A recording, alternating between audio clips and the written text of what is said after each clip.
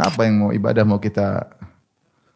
kita andalkan? Baca Quran juga pikiran kemana-mana, tidak fokus. Artinya dia nggak ngerti, apalagi tafsirnya. Terus apa yang mau kita andalkan? Sedekah saja masih mau cerita-ceritain sedekah kita. Dakwah saja terkadang merasa bangga dengan dakwahnya. Masih apa yang mau kita banggakan? Jadi kapan kita merasa saya memang pantas dapat nikmat tersebut, ya ini mengurangi kesyukuran. Syukur itu kita merasa nikmat murni dari Allah. Saya sebenarnya tidak pantas, tapi Allah Maha Baik, Allah berikan kepada saya. Jibril Radio, 24 jam non-stop, dengerin kajian tanpa ribet.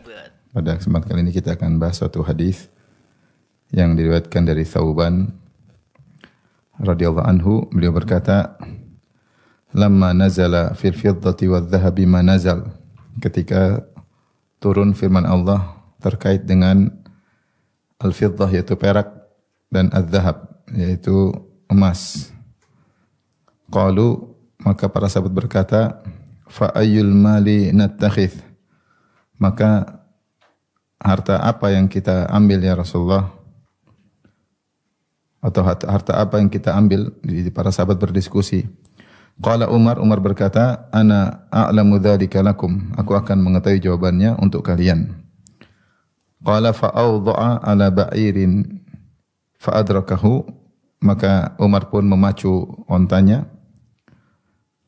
Maka dia pun menyusuli Nabi sallallahu alaihi wasallam.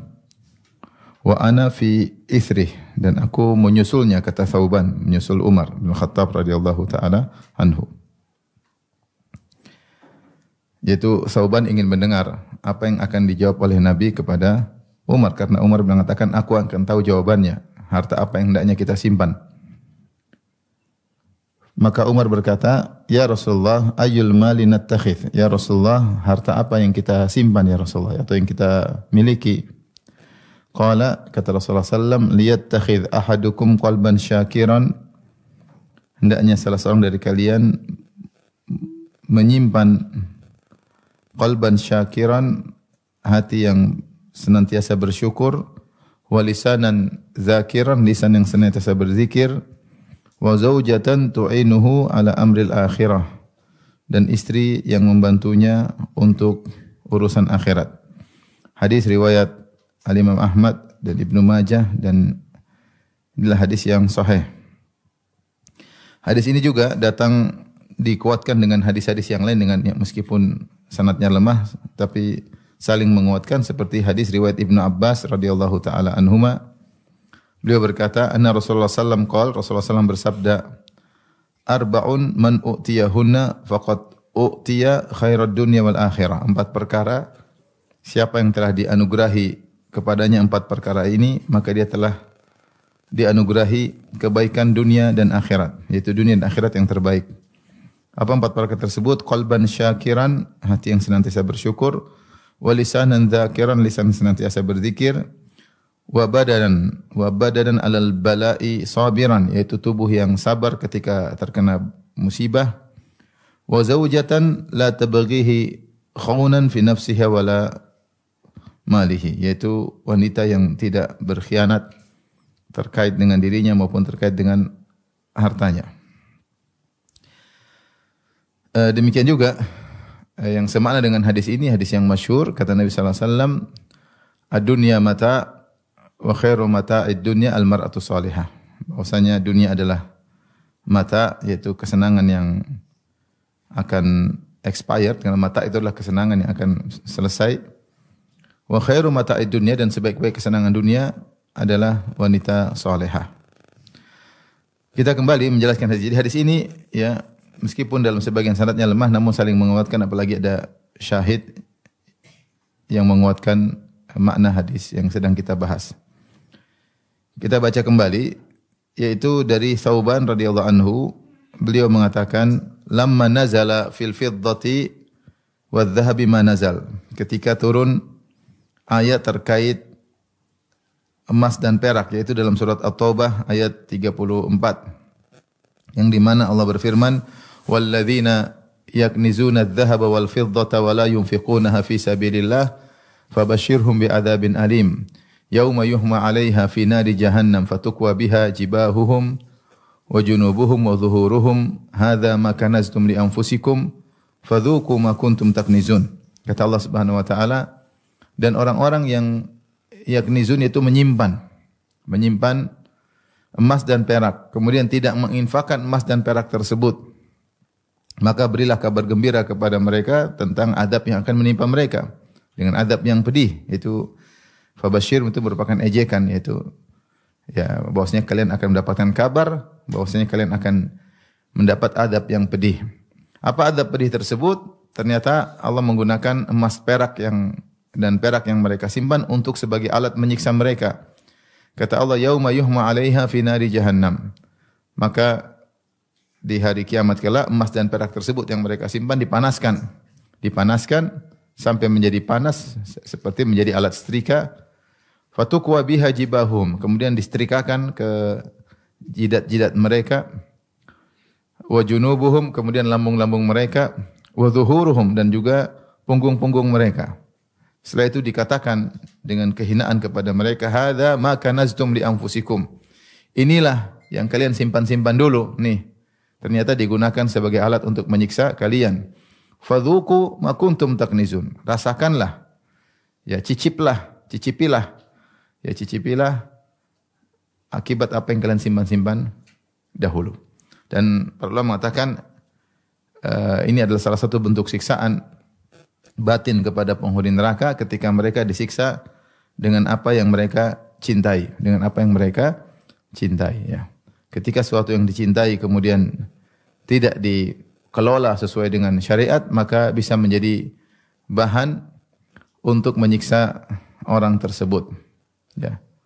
Seperti orang-orang mencintai emas dan perak, kemudian disimpan-simpan. Ternyata tidak dikeluarkan zakatnya, ternyata tidak diinfakkan. Ternyata apa yang mereka cintai tersebut dijadikan bahan untuk menyiksa mereka. Jadi ini sama seperti saya sering sampaikan juga. Sebagian ahli tafsir menyebutkan tentang Ummu Jamil, ya, bintu Harb, istrinya Abu Lahab, yang di mana dia sangat dicintai oleh Abu Lahab. Apalagi Ummu Jamil membantu Abu Lahab dalam memusuhi dakwah Nabi sallallahu alaihi wasallam. Allah berfirman tentang Abu Lahab, tabbat yada Abi Lahab, bahwasanya kedua tangan Abu Lahab celaka. Kemudian sayasla naran dzata lahab, dia akan masuk dalam neraka yang menyala-nyala. Setelah itu Allah sebutkan tentang istrinya, wa imra'atuhu hammalatal hatab, istrinya yang membawa kayu bakar. Sebagian para ahli tafsir mengatakan maksudnya istrinya di neraka kelak akan membantu membakar Abu Lahab. Sehingga suatu hal yang menyakitkan ketika Abu Lahab disiksa oleh orang yang dia cintai sendiri, yaitu istrinya. Ya, disiksa. Maka ternyata seorang kalau mencintai sesuatu ternyata tidak diurus yang dicintai tersebut sesuai dengan syariat yang benar, maka bisa jadi menjadi bahan untuk membakarnya. Sebagaimana dalam hadis juga tentang orang-orang yang tidak bayar zakat hewan, ya, mereka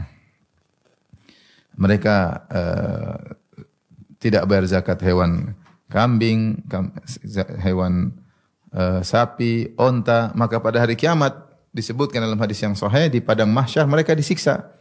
Mereka ditanduk-tanduk oleh hewan kambing tersebut, diinjak-injak oleh onta tersebut.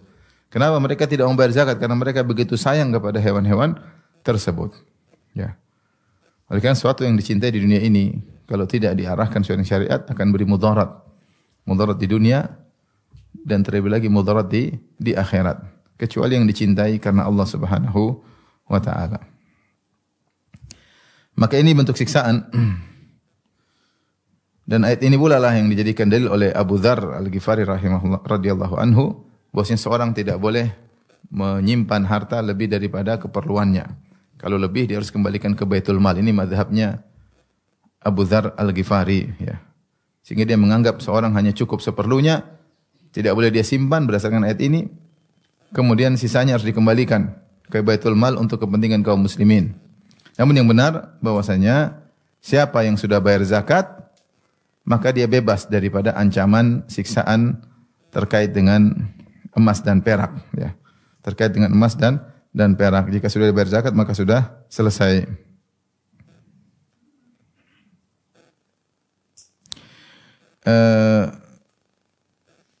Oleh karenanya diriwayatkan dari Ibnu Umar, beliau berkata, "Kullu malin addaita zakatahu falaysa bikanz." Semua harta yang telah kau bayarkan zakatnya, maka dia bukan kanz, simpanan yang dimaksud dalam ayat tersebut. Ya. Kalau emas perak sudah bayar zakatnya selesai, uang sudah dibayarkan zakatnya, maka tidak akan menjadi bahan menyiksa pemilik uang tersebut. Hewan-hewan yang sudah dibayar zakatnya juga tidak akan menjadi bahan menyiksa orang tersebut. Demikian juga barang dagangan yang sudah dibayarkan zakatnya, maka tidak akan dijadikan bahan untuk menyiksa pemilik barang-barang tersebut. Meskipun para sahabat mengerti bahwasanya kalau sudah dibayar zakat sudah selesai, maka tidak perlu dikhawatirkan. Tapi mereka tetap khawatir ya. Sehingga mereka bertanya kepada Nabi, sebenarnya harta apa yang selamat untuk kita jaga, untuk kita simpan? Harta seperti apa? Maka ketika turun ayat ini, maka para sahabat saling diskusi. Mereka berbicara di antara mereka berkata, fa ayyul mali nattakhidh? Harta apa yang kita ambil, yang untuk kita simpan? Sementara Allah telah mengancam orang-orang yang menyimpan emas dan perak, ya kalau tidak dikeluarkan zakatnya akan disiksa dengan emas dan perak tersebut. Maka Umar yang semangat, ya, dia bilang, saya kasih tahu jawabannya. Maka dia segera memacu ontanya, awda'a, maksudnya dia asra'a, ya. Dia menyegerakan ontanya untuk menuju Nabi. Setelah sampai, ketika dia menuju Nabi, Thauban juga semangat, dia pun nyusul Umar. Karena dia tahu Umar akan bertanya dan Nabi akan kasih jawaban. Dan dia ingin dengar juga segera jawaban tersebut. Dia tidak mau nunggu, dia nyusul Umar. Padahal Umar bilang, tunggu, saya ke Nabi, saya akan kasih tahu. Tapi Thauban radhiyallahu anhu menyusul Umar. Kemudian Umar bertanya, wahai Rasulullah, ya, ayul mali nattakhidh? Harta apa yang kita simpan agar kita selamat? Ternyata Rasulullah SAW beri jawaban dengan jawaban yang luar dugaan. Rasulullah SAW tidak menyebutkan harta berupa harta materi, tetapi harta maknawi. Rasulullah SAW berkata, liyattakhidh ahadukum qalban syakiran. Hendaknya seorang mengambil, yaitu menyimpan qalban syakiran, hati yang senantiasa bersyukur. Jadi kalau punya hati bersyukur dijaga. Jangan jaga emas perak, jaga hati yang bersyukur dijaga. Walisanan dzakiran. Yang kedua, lisan yang senantiasa berzikir. Yang ketiga, wa zaujatan tu'inuhu ala amril akhirah. Istri yang membantunya untuk urusan akhirat. Ternyata ini yang disuruh oleh Rasulullah SAW untuk sebaik-baik simpanan yang dijaga oleh seorang muslim, bermanfaat bagi dia di dunia dan juga di akhirat. Dan tadi sudah kita sebutkan dalam riwayat yang lain, Rasulullah SAW mengatakan, arba'un man u'tiyahunna faqad u'tiya khairat dunya wal akhirah. Ya, 4 perkara siapa yang diberikan seorang mendapatkan 4 perkara tersebut, maka dia telah diberikan kebaikan dunia dan kebaikan akhirat. Dunia yang terbaik dan akhirat yang terbaik. Maksud saya harta ini, yang harta maknawi ini, harta abstrak ini, bukan hanya bermanfaat di akhirat saja, tapi di dunia juga bermanfaat. Makanya Rasulullah mengatakan, arba'un man u'tiyahunna faqad u'tiya khairat dunya wal akhirah. 4 perkara siapa yang diberikan kepadanya 4 perkara ini, dia telah mendapatkan dunia yang terbaik dan akhirat yang terbaik. Yaitu qalban syakiran, hati yang senantiasa bersyukur, lisan senantiasa berzikir, wanita yang tidak berkhianat, salah satu tambahan yaitu badanan alal bala'i sabiran, yaitu orang sabar ketika ditimpa dengan musibah atau ujian. Taib, kita bahas tentang isi hadis ini ya. Rasulullah memberikan ya ini komparasi bahwasanya kebanyakan orang semangat mengumpulkan emas dan perak. Siapa sih yang tidak semangat mengumpulkan emas dan perak? Bahkan orang kaya sekarang sudah malas dengan duit karena duit mengalami inflasi. Maka mereka sibuk mengumpulkan emas. Mereka sekarang simpan bukan simpan mata uang lagi karena mengalami inflasi. Banyak di antara mereka mengumpulkan, nyimpan emas batangan ya. Emas batangan, emas kalau kita mungkin emas lidian. emas kecil-kecil. Kalau mereka emas batangan ya. Kenapa? Karena harga emas terus naik. Jadi semua orang suka dengan emas. Laki-laki, perempuan suka dengan emas. Perempuan suka dipakai, laki-laki suka dikumpulkan emas tersebut. Betapa semangat seorang bekerja siang malam demi untuk mengumpulkan batangan-batangan emas. Atau yang mewakili emas itu uang. Siapa sih yang tidak senang dengan punya uang, kumpul uang? Kita aja kalau punya uang, kita nggak lihat, cuma lihat di mana? Di ATM, lihat nominalnya, bahagia kalau banyak. Lihat, alhamdulillah banyak. Padahal duitnya nggak kelihatan, cuma lihat nominalnya. Ya, karena manusia memang suka dengan harta. Itu sudah merupakan kodrat manusia. Ya. Wa innahu lihubbil khairi lasyadid. Sungguhnya manusia itu lihubbil khair, cinta kepada harta. Al-khair itu maksudnya al-mal. Lasyadid, kecintaannya sangat keras. Wa tuhibbunal mala hubban jamma, dan kalian mencintai harta dengan kecintaan yang dalam. Dan tidaklah manusia berbunuh-bunuhan, bersengketa tidak lain kecuali karena harta, sampai terkadang saudara pun dihabisi, kawan dekat dikhianati, semuanya karena harta. Nah, ketika manusia berlomba-lomba untuk mengumpulkan emas dan perak, hendaknya kalian mengumpulkan sisi yang lain, yaitu harta yang sesungguhnya yang merupakan sebab kebahagiaan dunia dan akhirat, yaitu harta maknawi. Rasulullah SAW menyebutkan harta maknawi. Kalau harta dunia, ya benar merupakan sebab kebahagiaan dunia, tapi belum tentu mendatangkan kebahagiaan akhirat dan belum tentu mendatangkan kebahagiaan dunia. Betapa banyak orang yang memiliki harta yang banyak, mereka tidak bahagia. Kenapa? Karena mereka terlalu tersibukkan memikirkan harta tersebut, tidak sebanding dengan penggunaan harta tersebut untuk dinikmati. Pikiran keras untuk memikirkan usaha mereka, ya. Siang malam memikirkan harta mereka, kekhawatiran ada saingan yang menyaingi perusahaan mereka, kekhawatiran ada yang menjebol atau mencuri harta mereka, kekhawatiran dikejar-kejar oleh maling, ya, dan macam-macam, ya. Belum tentu membuat mereka bahagia. Terkadang mereka kerja sampai untuk meliburkan diri sendiri tidak mudah, ya. Terikat dengan berbagai macam kontrak, terikat dengan berbagai macam kegiatan, sehingga waktu terkadang buat anak istri pun sedikit. Oleh karenanya tidak mesti orang punya harta pasti bahagia.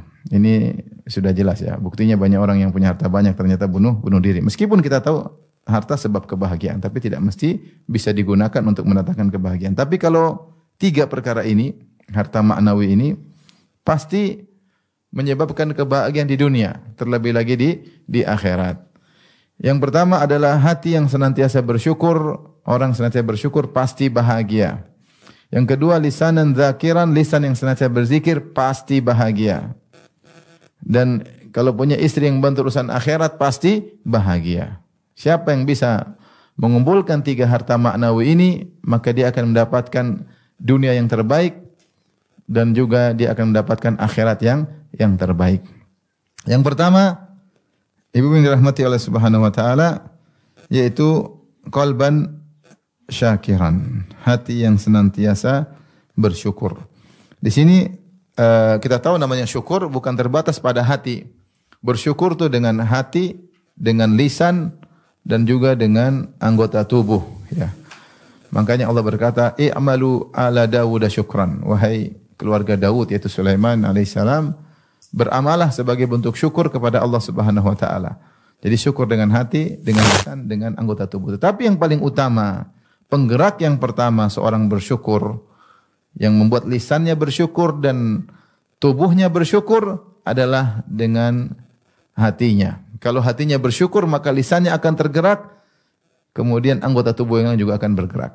Oleh karena Rasulullah SAW menyebutkan poros utama itu hati, qalban syakiran, hati yang bersyukur. Sini Rasulullah SAW kemudian juga mendatangkan dengan isim fa'il qalban syakiran, dan sebenarnya mengatakan isim fa'il lebih kuat daripada fi'il mudhari', lebih kuat daripada fi'il mudhari'. Benar, fi'il mudhari' Rasulullah tidak mengatakan qalban yashkur, tapi Rasulullah mengatakan qalban syakiran.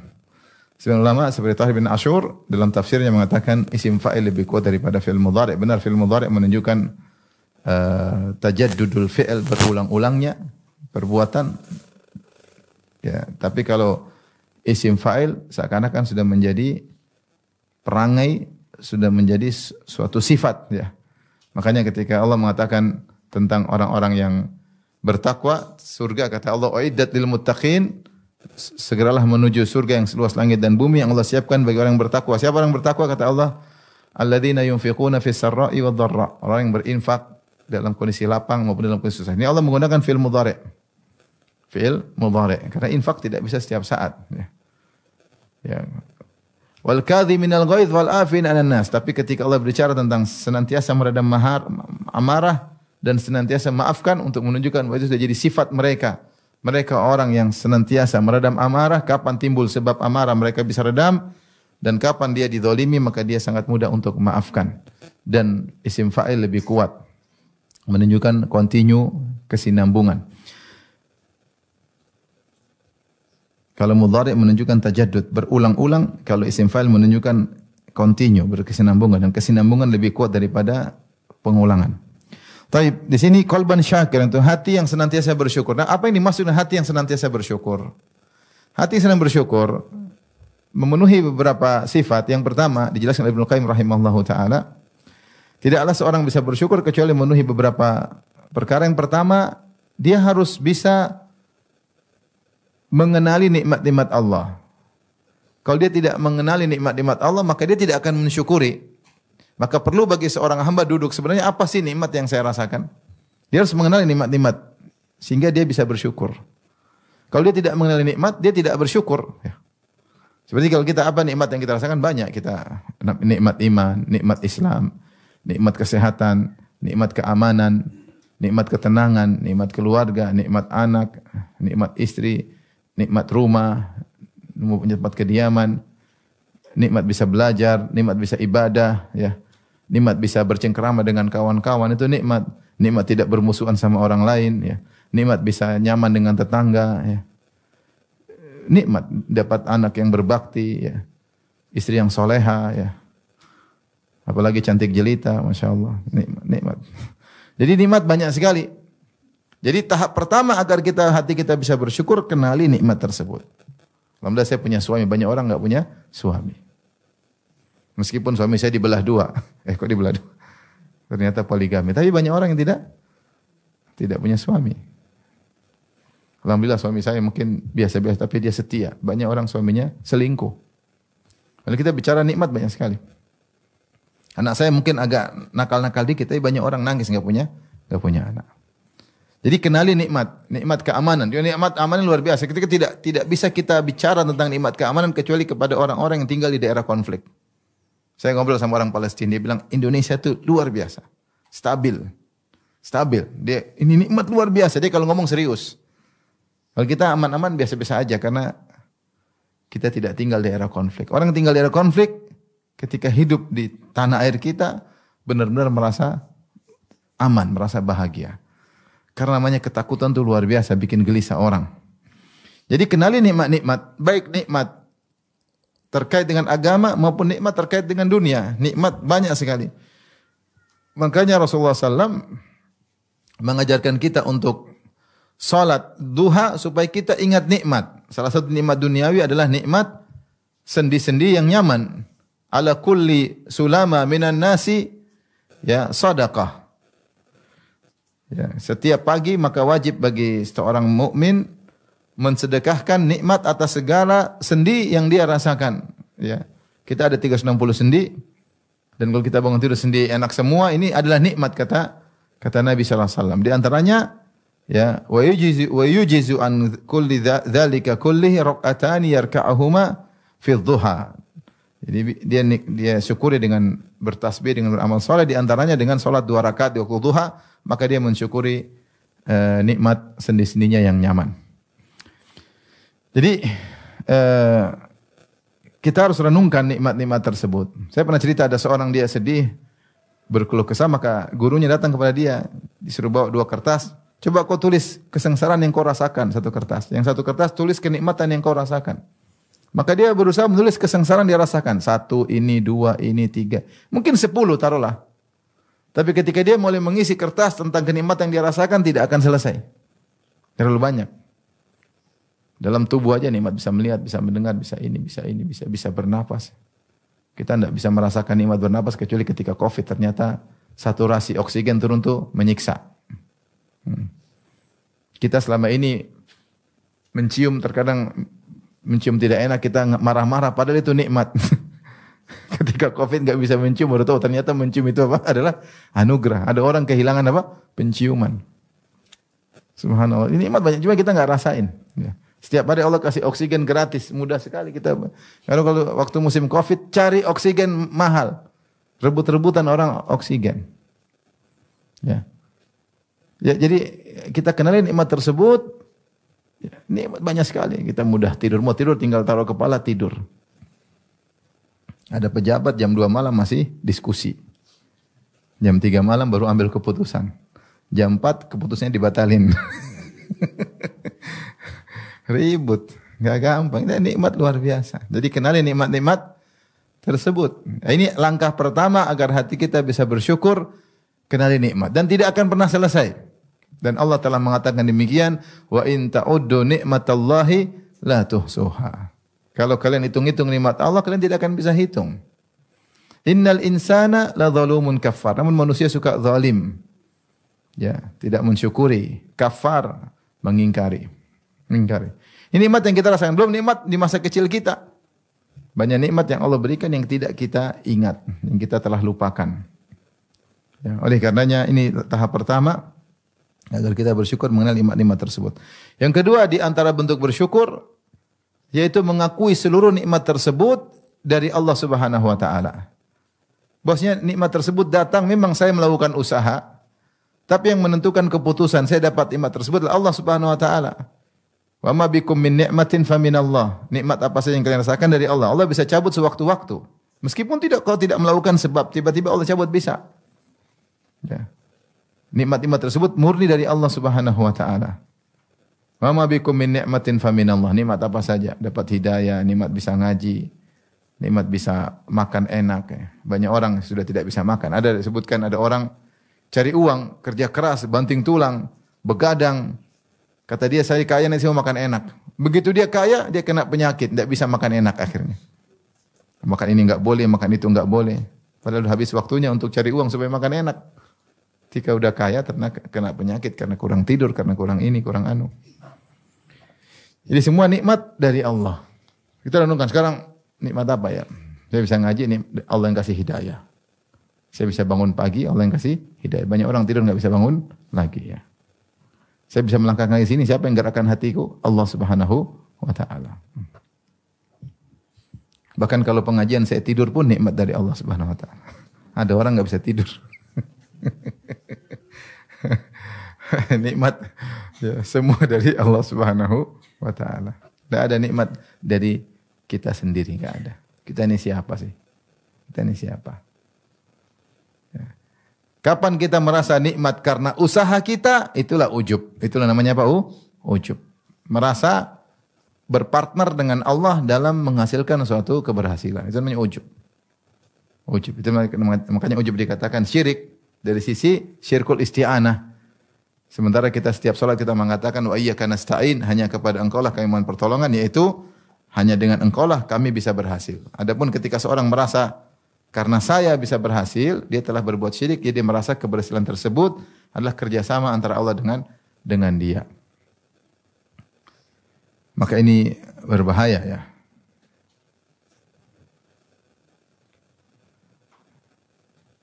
Oleh karenanya kita harus tahu semua nikmat dari Allah. Di antaranya kita mengucapkan alhamdulillah atas segala kenikmatan. Yang kedua, yang ketiga, ibu yang dirahmati Allah Subhanahu wa taala, ketika kita dapat nikmat, kita enggak boleh merasa saya memang berhak dan pantas, itu enggak boleh. Kapan kita merasa kita berhak dan pantas, kita enggak bersyukur. Karena bilang ya, kadang-kadang saya kerja ya Allah harus kasih gaji, gampangnya demikian. Memang benar Allah menjanjikan pahala dunia dan akhirat, tapi tidak boleh seorang merasa pantas. Apa kepantasanmu? Apa yang kau sudah lakukan? Allah tidak butuh engkau. In ahsantum li anfusikum, berbuat untuk dirimu. Man ihtada fa innama yahtadi li nafsihi wa man dhalla fa innama yadhillu 'alaiha. Siapa yang dapat hidayah untuk dia, bukan untuk Allah Subhanahu wa taala. In tashkuru fa innallaha ghaniyyun ankum. In syakartum, siapa yang bersyukur untuk dia sendiri. Faman yashkur fa innama yashkuru nafsi. Siapa yang bersyukur dia untuk dirinya sendiri. Jadi jangan pernah merasa bahwasanya saya karena ibadah saya pantas. Enggak ada. Apa yang buat masalah ibadah kayak gitu juga. Salat masih pikiran kemana-mana ya. Tidak khusyuk. Puasa katanya jaga pandangan, ternyata masih nonton medsos.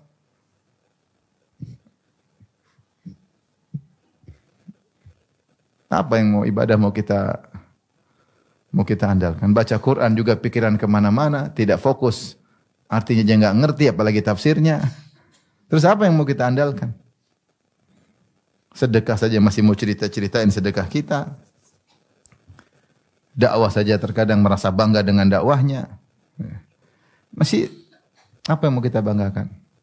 Jadi kapan kita merasa saya memang pantas dapat nikmat tersebut, ya ini mengurangi kesyukuran. Syukur itu kita merasa nikmat murni dari Allah. Saya sebenarnya tidak pantas tapi Allah Maha baik, Allah berikan kepada saya.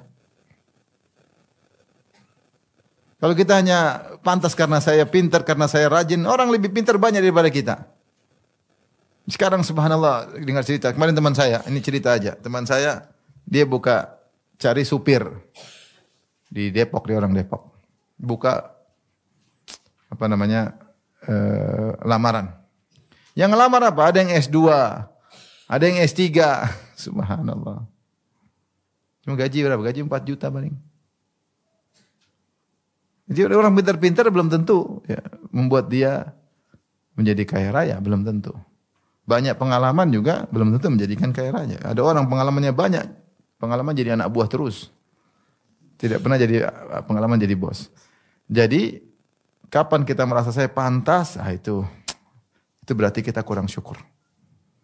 Ya. Kadang orang membagi, ini memang saya tidak pantas. Ini kalau memang saya pantas. Itu dia sudah mengurangi syukurnya. Dia harus merasa dalam segala nikmat yang dia dapatkan dia tidak pantas. Murni kebaikan Allah Subhanahu wa taala. Baru hatinya menjadi hati yang bersyukur. Yang ketiga. Yang keempat, supaya pandai bersyukur, sering lihat ke bawah hati ini agar bersyukur. Itu yang Rasulullah mengatakan, la tanzuru ila man fawqakum walakin inzuru ila man asfala minkum fa innahu ajdaru alla tasdaru nikmatallahi alaikum. Jangan lihat ke atas, sering lihat ke bawah. Jangan lihat mobil mewah, rumah mewah. Lihat ke bawah, banyak orang tidak punya tempat tinggal, banyak orang lebih sakit, banyak orang lebih susah. Kita jalan di rumah-rumah petak kasihan, rumah kecil. Jadi saya lewat di daerah Jakarta, sekitar Jakarta ada rumah. Rumah ini kos-kosan mahasiswa dulu, mereka masih mahasiswa. Kecil.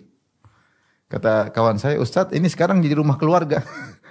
Jadi kecil karena dia nikah situ, anaknya akhirnya satu kamar itu buat istrinya, anaknya dulunya cuma dibuat dia sendiri.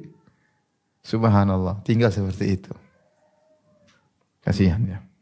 Artinya banyak orang yang susah itu masih ngekos, banyak orang tidak bisa ngekos, numpang di keluarga sini, numpang keluarga sana. Melihat ke bawah, susah. Mana musim hujan saya lewat naik mobil, lihat orang jual gorengan ngelamun, hujan keras nggak ada yang beli. Maksudnya lihatlah di bawah banyak orang susah. Dengan gitu kita jadi bersyukur. Makanya kalau istri susah bersyukur, ajak ke orang-orang susah. Jangan bawa ke rumah orang kaya, nanti dia lupa diri. Bahwasanya suaminya miskin, dia lupa. Dibawa ke orang miskin sehingga dia tahu diri. Anak-anak juga demikian, bawa ke orang anak kecil yang kerja-kerja, anak kecil yang susah, yang ngais-ngais makanan di sampah-sampah. Dan itu masih ada, masih kelihatan. Lihat ke bawah agar hati ini pandai bersyukur. Jika 4 perkara ini kita lakukan, maka hendaknya kita bersyukur. Dan yang terbaik adalah sebagaimana contoh para nabi, mereka mensyukuri segala hal seperti Allah berfirman tentang Nabi Ibrahim alaihissalam, syakiran li an'umih. Senantiasa bersyukur atas segala nikmat-nikmat yang Allah berikan kepadanya. Kata Asy-Syaukani, an'um adalah wazan af'ul untuk jam'ul qillah, yaitu untuk jamak yang sedikit, yang kurang dari 10. Isyarat bahwasanya Ibrahim alaihissalam tidak hanya mensyukuri nikmat-nikmat yang besar, bahkan nikmat-nikmat kecil pun dia syukuri. Demikian Nabi Nuh alaihissalam. Allah mengatakan innahu kana 'abdan syakura, sungguhnya adalah hamba yang pandai bersyukur, selalu bersyukur. Syakur, sifat mubalaghah, sigah mubalaghah ismil fa'il. Abdan syakura, hamba yang senantiasa bersyukur. Disebut dalam ahli tafsir, di dalam tafsir bahwasanya Nuh alaihissalam kalau pakai sendal dia mengatakan segala puji bagi Allah, seandainya Allah tidak memberikan saya sendal, saya tidak bisa berjalan pakai sendal. Kalau dia pakai baju, dia muji Allah, alhamdulillah yang telah memberikan saya baju. Kalau Allah tidak berkehendak, kalau berkehendak saya tidak bisa pakai baju. Alhamdulillah saya makan. Kalau Allah tidak berkehendak, kalau Allah berkehendak mungkin saya tidak bisa makan. Sehingga mereka para nabi mensyukuri nikmat-nikmat yang kecil-kecil. Ya.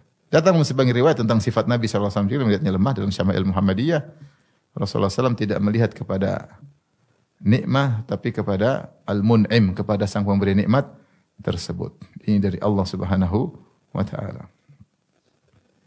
Oleh karenanya kalau ingin bahagia, ya, meraih bahagia dunia, jadilah orang yang pandai bersyukur. Dan sudah kita tahu bahwasanya siapa yang bahagia, orang bahagia itu orang qanaah. Orang qanaah itu orang bersyukur.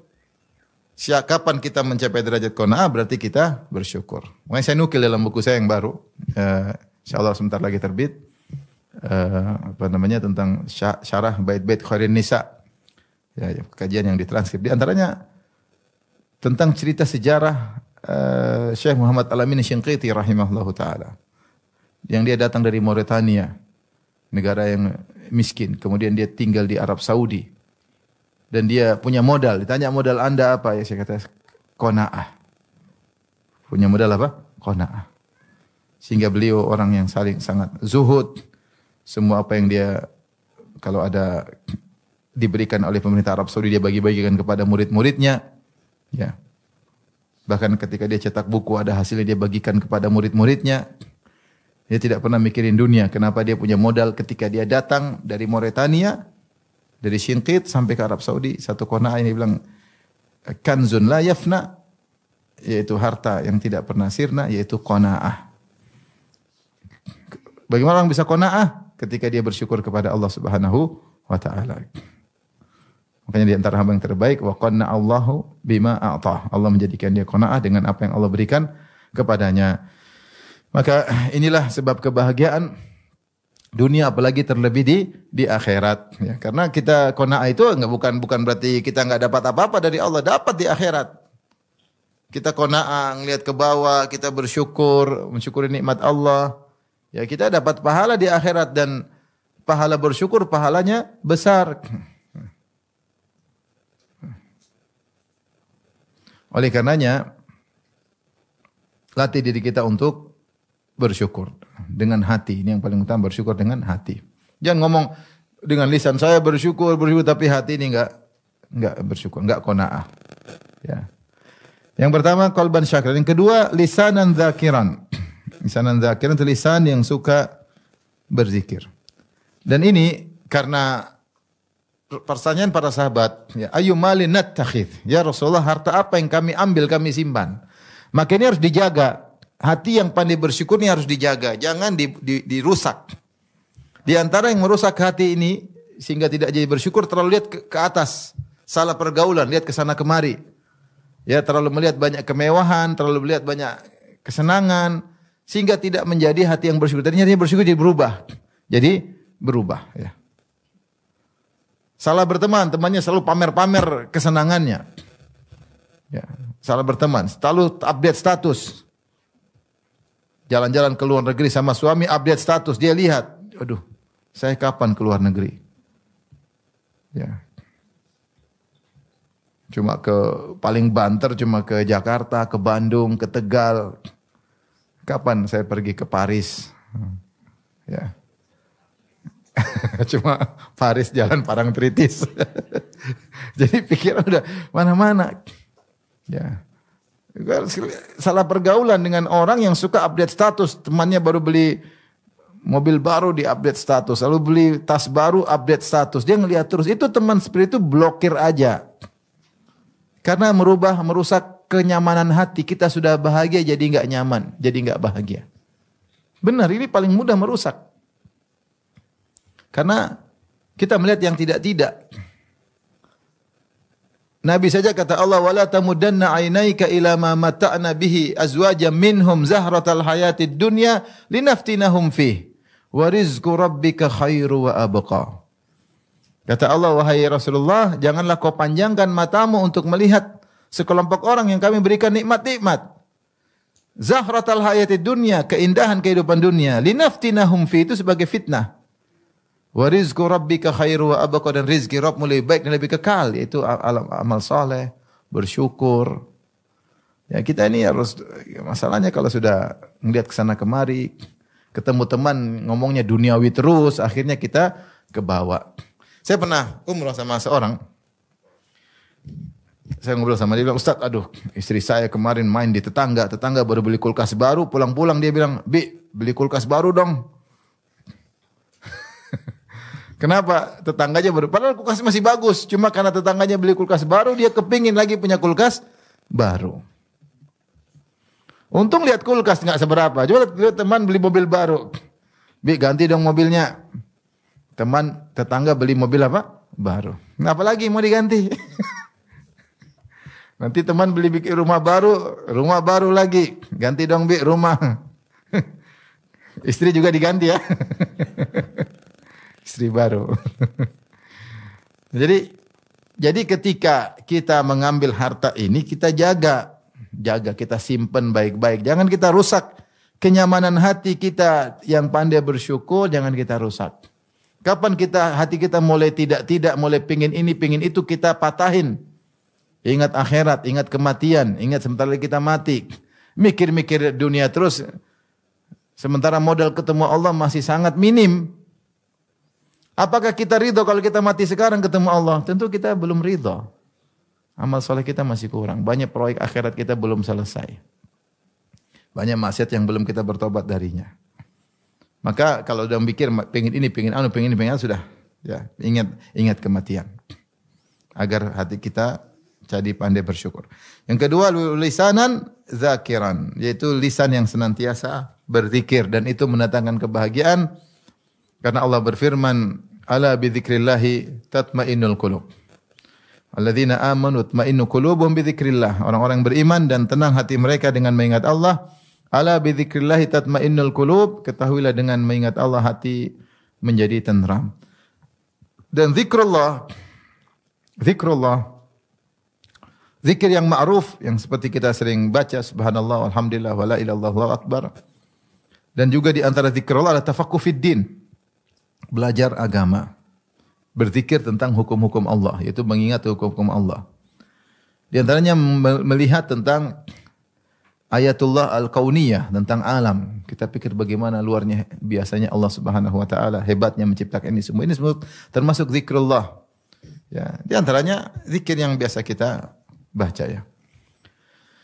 Dan Ibnu Taimiyah menyebutkan jika seorang melakukan zikir-zikir yang rutinitas, maka niscaya dia termasuk dari dzakirin Allah katsira, orang-orang yang banyak mengingat Allah, wa dzakirat, dan wanita yang banyak mengingat Allah. Itu zikir apa? Dia habis salat zikir setelah salat. Jangan tinggalkan. Pagi-pagi zikir pagi, sore zikir apa? Petang. Zikir keseharian, itu masuk rumah, keluar rumah, doanya jangan lupa. Bersafar, pulang dari safar, naik kendaraan, masuk WC, keluar WC, masuk masjid, keluar masjid, ya.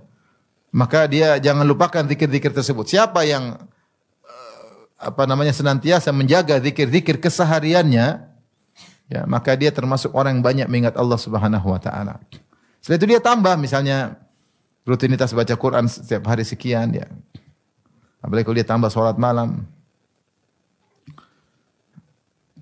Maka senantiasa lisan berzikir. Kita ini kenapa kurang berzikir? Terlalu banyak kita ngomongin dunia, ya, ngomongin berita medsos, ngomong lagi. Kapan kita baca subhanallah, walhamdulillah, wala ilaha illallah, Allahu akbar?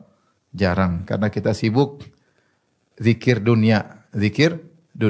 Makanya dikatakan oleh sebagian salaf, zikru Allah dawa wa zikrun nas da. Mengingat Allah adalah obat dan mengingat manusia adalah penyakit. Semakin sering kita ingat manusia, semakin banyak penyakit hati kita ini. Ngomongin si fulan. Ya terkadang kita harus ngomong tapi ada batasannya. Ada batasannya. Jika tidak, semua yang berlebihan akan menimbulkan penyakit. Maka ibu yang dirahmati Allah Subhanahu wa taala harus memaksakan diri punya jadwal harian. Harus. Saya tahu ibu sibuk ya. Boleh kalau punya anak-anak kecil pasti sibuk. Ngurus anak satu baru dinetain, satu sudah menangis, satu digendong, satunya nangis lagi ya. Repot ya. Apalagi anaknya banyak ya. Anaknya banyak ya. Saya kemarin ketemu kawan, subhanallah. Anaknya 11. Yang paling besar baru umur 10 tahun. Kumpul satu ribut sana, sini sana. Ini lapor sini, lapor sana. Berantem sana, berantem sini. Wah ini berat ya. Tapi dia bisa jalani kehidupannya. Maksud saya, meskipun ibu sibuk, maka jangan lupa untuk berzikir kepada Allah Subhanahu wa taala. Sisihkan waktu, ada jadwal untuk baca Quran. Harus ada. Kalau enggak kita jadwalkan, kita akan terbawa waktu kita habis. Jadi 24 jam itu seakan-akan kurang. Padahal sebenarnya ada. Kalau kita sengajakan, kita akan bisa dan yang lain akan menyesuaikan. Yang lain akan menyesuaikan. Kita sesibuk apapun kalau kita punya jadwal ngaji seperti ini, kita punya jadwal baca Quran, kita punya jadwal zikir pagi petang, insya Allah yang lain menyesuaikan. Tapi kalau kita mulai melupakan, akhirnya seakan-akan kita enggak punya waktu. Padahal kita punya waktu. Tapi kalau kita sengajakan untuk Allah, nanti yang lain menyesuaikan. Yang lain menyesuaikan. Pokoknya harus kita jadwalin, saya punya waktu untuk baca Quran, untuk zikir, untuk ngaji, untuk baca tafsir, itu semua bentuk zikir. Makanya Allah menamakan tentang ilmu agama dengan zikrullah. Seperti firman Allah Subhanahu wa taala, "Idza nudiya lis-salati min yaumil jum'ati fas'au ila dzikrillahi wa dzarul bai'." Jika telah dikumandangkan azan kedua hari Jumat, yaitu azan yang mau salat, fas'au ila dzikrillah, maka bersegeralah menuju zikrullah. Zikrullah maksudnya khutbah, untuk mendengar khutbah. Dan khutbah isinya materi. Allah menamakan khutbah al-Jum'ah dengan zikrullah. Demikian juga firman Allah Subhanahu wa taala, "Fas'alu ahla dzikri in kuntum la ta'lamun." Bertanyalah kepada ahlu dzikir jika kalian tidak mengetahui. Ahlu dzikir ini maksudnya ahlul ilm. Jadi kalau kita belajar ilmu agama, tafsir kayak fikih kayak apa, kita mengingat Allah Subhanahu wa taala. Itu di antara zikir yang penting juga, sangat penting. Makanya Rasulullah bersabda, "Ad-dunya mal'unatun wa mal'unun ma fiha illa dzikrullah wa mawalah wa alimun wa muta'allimun." Sungguhnya dunia ini terlaknat dan semua di atas dunia semua juga terlaknat kecuali zikir kepada Allah, mengingat Allah. Wa mawalah, apa yang dicintai oleh Allah, wa alimun, orang yang berilmu, wa muta'allimun, orang yang belajar.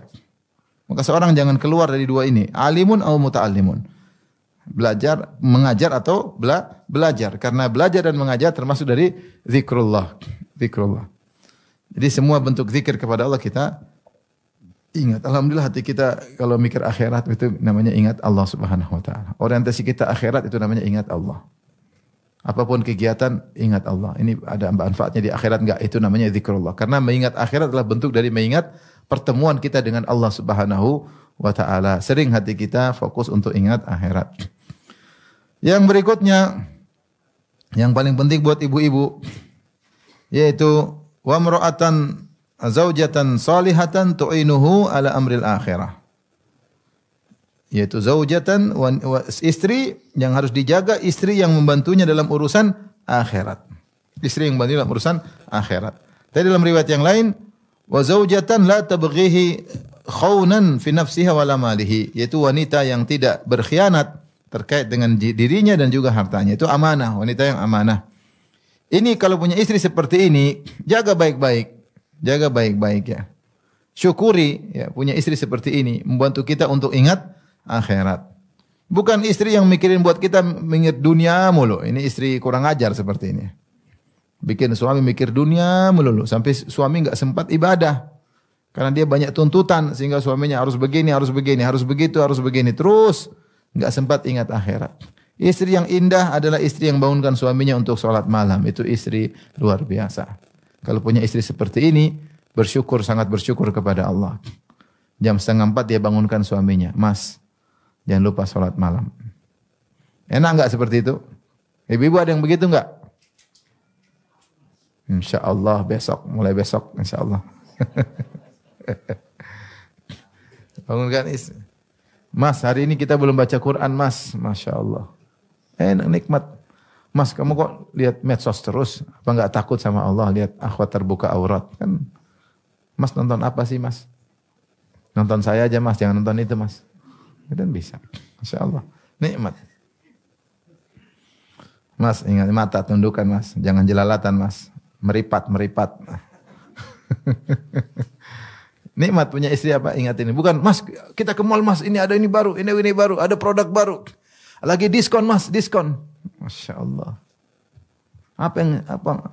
Sing diskon apa nih? Rumah diskon. Rumah diskon.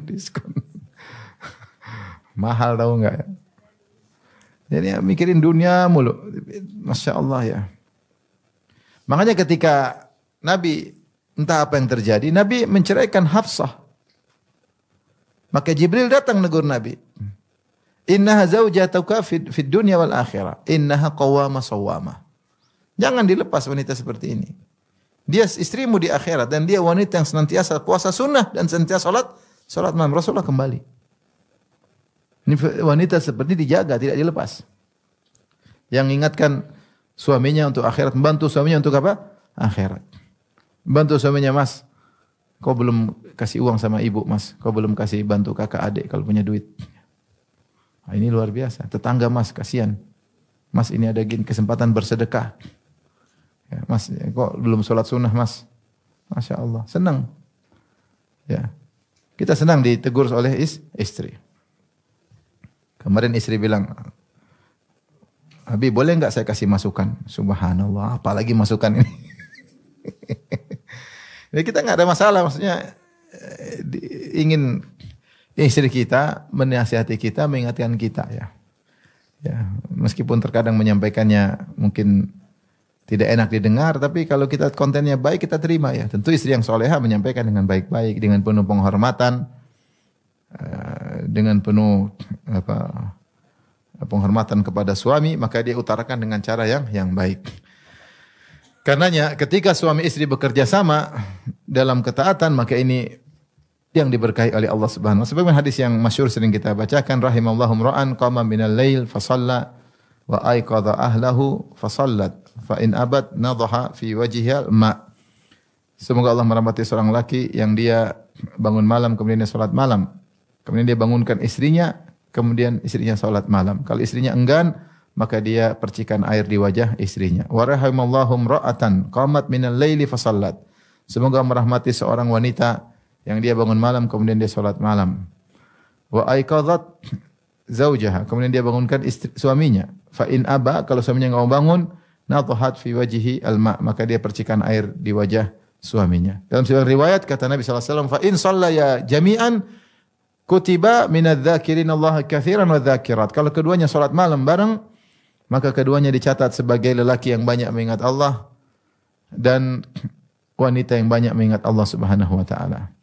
Wanita yang saleh, wanita yang mengurangi beban dunia untuk suaminya, tapi dia membantu suaminya untuk akhirat. Jangan terlalu banyak permintaan sama suami. Suami kalau dibebani dengan keinginan ini, keinginan anu, keinginan ini, keinginan anu, suaminya jadi pikir dunia terus ya.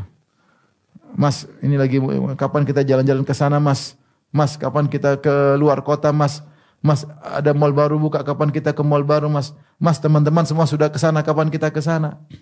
Yang dia pikir dunia. Sehingga suaminya pun tadinya mikir akhirat jadi mikir apa? Dunia. Istri yang salehah membantu suami ingat akhirat. Udahlah, Mas, jangan usah beli macam-macam. Kita ini aja hisapnya sudah susah, Mas. Masya Allah. Kapan ada istri bilang begitu? Mas, enggak usah beli mobil baru, Mas. Hisapnya ini sudah susah, Mas. Sudah ini aja mobilnya. Ah, luar biasa kalau begitu. Beneran ini. Beneran, Masya Allah. Senang kalau punya istri seperti itu. Udahlah. Selalu membantu suami dalam urusan apa? Akhirat. Suaminya mau dakwah, mau bantu dakwah, dia sponsori, semangatin. Maka jika seorang suami mendapat istri solehah, maka dia telah mendapatkan kenikmatan dunia yang terbaik. Dan benar kata Nabi SAW, ad-dunya mata'. Dunia adalah mata. Mata adalah barang yang dipakai kemudian selesai. Itu kenikmatan yang expired kalau bahasa kita. Semua kenikmatan dunia mata. Kenapa? Karena akan expired. Yang tidak mata cuma kenikmatan akhirat karena tidak ada expirednya, abadi. Maka Rasulullah mengatakan ad-dunya mata. Seluruh kenikmatan dunia itu ada expirednya. Mau mobil, mau rumah, mau perempuan, mau apapun akan ada expirednya. Dan sebaik-baik kenikmatan yang expired adalah istri salehah. Itu pun akan expired. Dia akan meninggal atau kita akan meninggal terlebih dahulu. Kata sebagian ulama, berarti kebalikannya, seburuk-buruk kenikmatan dunia adalah istri yang kurang ajar. Jadi kalau punya istri soleha, seakan-akan ada surga di rumah. Tapi kalau istri yang kurang ajar, seakan-akan ada pintu neraka di rumah. Itu pintu neraka kita bawa ke kamar. Tiap hari ngomel, gak bersyukur, ngingatin dunia, banyak tuntutan hidup ini, maunya ke salon mahal, maunya jalan-jalan aja, ngabisin duit, tidak pernah berterima kasih kepada suami, tidak menghormati keluarga suami, enggak ngurus anak-anak yang diurusin teman-temannya, lihat HP melulu, punya akun sampai 10, Instagram akunnya 3, Facebook 2, YouTube ada 2, akunnya banyak, akun palsunya banyak, langganan akun Instagram tas baru, langganan kosmetik, langganan macam-macam, grupnya grup ini, grup anu, grup ini, otaknya dunia semua, otaknya dunia. Ini adalah neraka dunia. Kalau seorang suami punya istri seperti ini, aduh, kasihan suami tersebut. Dia akan ke bawah. Apalagi kalau dia cinta sama istrinya berlebihan, sudah, dia akan ke bawah. Kasihan. Jadilah istri yang bukan membantu suaminya untuk akhirat, tapi istri yang membantu suaminya untuk ke neraka jahanam. Sibuk mikirin dunia, akan dia tinggalkan dunia tersebut. Tapi harta yang terbaik yang harus kita jaga adalah istri yang mengingatkan kepada akhirat. Semoga ibu-ibu sekalian bisa menjadi wanita yang selalu ingat akhirat. Amin. Mengingatkan suami kepada akhirat. Qanaah dengan apa yang Allah berikan. Ya. Meringankan beban kehidupan suami. Kata Nabi SAW, aktsarun nisa'i barakatan aisaruhunna mu'nah. Wanita yang paling banyak keberkahannya, yang paling ringan biayanya. Meskipun hadis ini terkait dengan mahar, tapi sebenarnya ulama mengumumkan sebagaimana mahar dia tidak merepotkan suaminya, dalam kehidupan keseharian pun dia tidak merepotkan suaminya. Maintenance-nya sedikit. Sebagian wanita mau nikah dengan saya harus 40 juta per bulan. Ada yang begitu? Ada. Teman saya enggak jadi maju tuh. Dia maju berapa? Dia minta 40 juta per bulan. Ada yang 30 juta, 50 juta. Salah pergaulan kalau begini. Ya. Yang wanita solehah itu yang tidak membani apa? Suaminya. Karena orientasi apa? Akhirat. Segala keputusannya dibangun di atas orientasi akhirat. Demikian saja, ibu-ibu yang dirahmati Allah Subhanahu wa taala yang saya sampaikan. Semoga kita semua bisa memiliki harta yang indah ini, qalban syakiran, hati yang senantiasa bersyukur, lisanan zakiran, lisan yang pandai bersyukur. Dan kalau wanita, suami yang selalu ingatkan akhirat. Kalau laki, istri yang selalu ingatkan apa? Akhirat. Wallahu ta'ala alam bisawab. Wabillahi taufiq. Assalamualaikum warahmatullahi wabarakatuh.